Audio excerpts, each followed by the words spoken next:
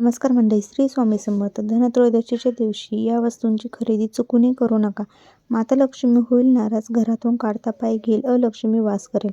तर सर्वात अगोदर आपल्याला धनतेरसच्या दिवशी लोखंडी वस्तूची चुकूनही खरेदी करायची आहे. ती कोणतेही असो, आपल्या किचनमध्ये असो किंवा इतर कोणत्याही लोखंडी वस्तूची खरेदी करू नका.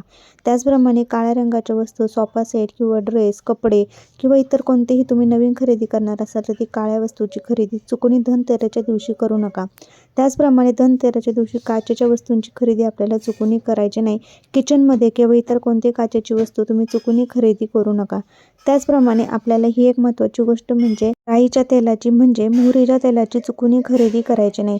अशा प्रकारे 5 वस्तूंची खरेदी आपल्याला चुकूनही आहे तर ती धनतेरसच्या दिवशी करायची नाही. आपल्याला धनतेरसला कोणत्या वस्तूंची खरेदी करायची आहे याचा व्हिडिओ देखील आपल्या चॅनलला अपलोड केलेला आहे. तो जर अजून तुम्ही बघितला नसेल तर नक्की बघा. धनतेरसला चुकूनही ह्या वस्तू खरेदी करू नका. श्री स्वामी समर्थ.